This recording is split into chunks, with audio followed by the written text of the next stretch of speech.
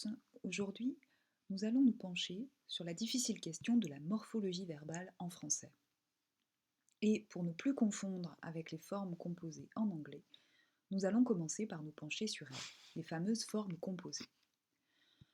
Si par exemple je prends le verbe j'ai marché, nous sommes tous d'accord que ici le verbe conjugué est bien le verbe marcher. Mais pour identifier son temps, il faut reconnaître le participe passé, qui me donne le verbe, mais aussi et surtout l'auxiliaire. Et c'est la combinaison de l'auxiliaire plus du participe passé qui me permet d'identifier le temps composé. Ici, un passé composé. Ok, mais le problème c'est qu'en français, il existe énormément de temps, des simples et des composés. En tout, on en compte 20. C'est énorme, beaucoup plus qu'en anglais. Mais précisément, savoir identifier et différencier les temps simples et les temps composés permet de diviser la charge à retenir par 2. Alors comment fait-on? Eh bien, en effet, lorsque l'on regarde nos conjugaisons françaises, on constate qu'il existe un certain nombre de temps dits simples, comme l'imparfait ou le présent de l'indicatif, tandis que d'autres sont composés, comme le passé composé de l'indicatif ou le passé antérieur. Si j'identifie les temps simples, je trouve le futur, le présent de l'infinitif, le présent de l'impératif, celui du conditionnel, celui du subjonctif, au passé simple, l'indicatif, le présent du participe et enfin l'imparfait de l'indicatif. Les autres temps sont des temps composés. Nous allons donc commencer, pour identifier tous les temps, par nous pencher sur les temps dits simples, c'est-à-dire ces temps qui prennent une terminaison directement sur leur radical et qui ne comportent donc pas d'auxiliaire.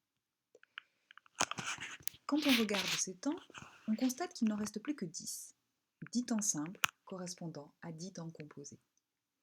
Parmi les 10 temps simples, on retrouve les 6 modes indicatif, subjonctif, conditionnel, impératif, infinitif et participe. Tous les modes ont au moins un présent. Mais il est un mode beaucoup plus présent justement que les autres, c'est l'indicatif qui, à lui seul, compte 4 temps simples. Le subjonctif n'en compte que 2, et les 4 autres modes ne comportent qu'un seul temps simple. L'infinitif, le conditionnel, le participe et l'impératif. Facile à retenir. Penchons-nous pour commencer donc sur ce premier mode, l'indicatif. Vous connaissez ses temps et vous savez le conjuguer sans trop de difficultés. Juste pour la petite précision,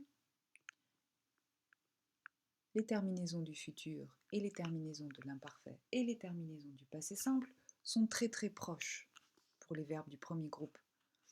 Il s'agira donc de ne pas les confondre. Ce sera l'objet d'une prochaine leçon. 4 temps donc pour l'indicatif. Me reste le subjonctif, le conditionnel, l'impératif, l'infinitif et le participe.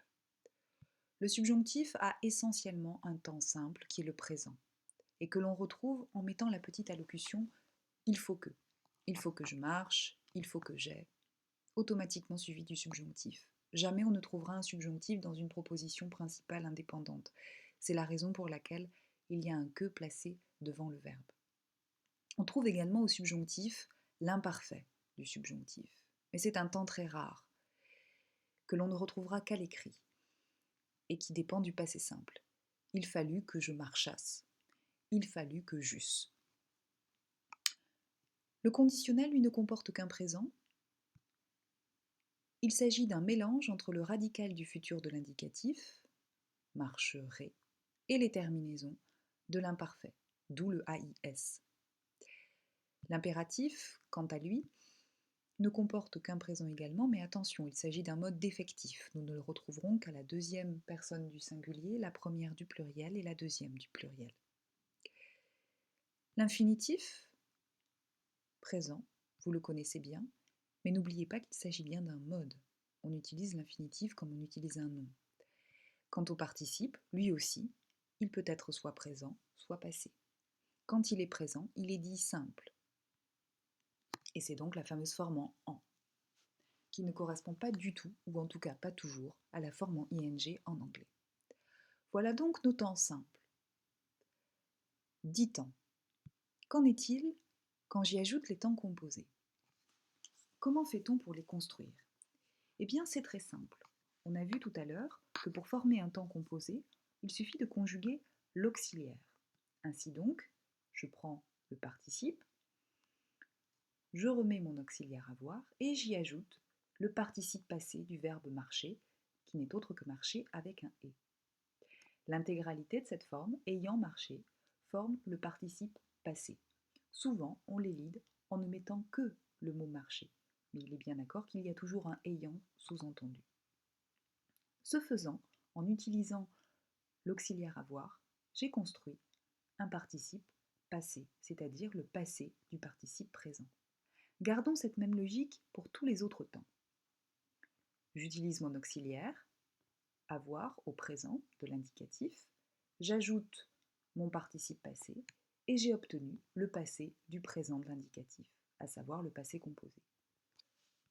Le futur de l'auxiliaire plus le participe me permet de former le futur antérieur. L'imparfait de l'auxiliaire plus le participe me permet de former le plus que parfait. Le passé simple de l'auxiliaire plus le participe me permet de former le passé antérieur. Le système marche à tous les coups. Dès lors que j'utilise un auxiliaire, alors je forme un temps qui indique une valeur antérieure, une action qui s'est produite avant une autre. Toujours la même chose, l'auxiliaire, le participe passé, et j'obtiens le temps passé. À l'indicatif, on parle de passé composé pour ne pas confondre avec le passé simple. Mais pour les autres modes, étant donné qu'il n'y aura que le présent, alors il suffira de dire passé. Le passé composé sera réservé pour l'indicatif. Dès lors que j'ai un imparfait pour l'auxiliaire, j'aurai en revanche un plus que parfait. Et pour les 4 autres modes, eh bien la logique est très simple. Je prends l'auxiliaire au présent et j'obtiens le mot au passé. Ainsi donc, à partir de 10 temps, j'en forme 20, en sachant que les 10 derniers indiquent toujours une valeur d'antériorité. Ainsi, le passé composé est toujours le passé du présent. J'ai faim quand j'ai marché. J'ai marché avant d'avoir faim. Si je prends le plus que parfait, j'avais faim parce que j'avais marché. Même chose. L'action s'est produite avant l'autre. Qu'en est-il du futur? Eh bien, c'est la même chose. J'aurai faim dans le futur quand j'aurai marché dans le futur également. Mais il aura fallu que j'ai fini de marcher avant d'avoir faim. En espérant que cette notion de temps composé est un petit peu plus simple, je vous souhaite de bonnes révisions et de bons exercices. Au revoir.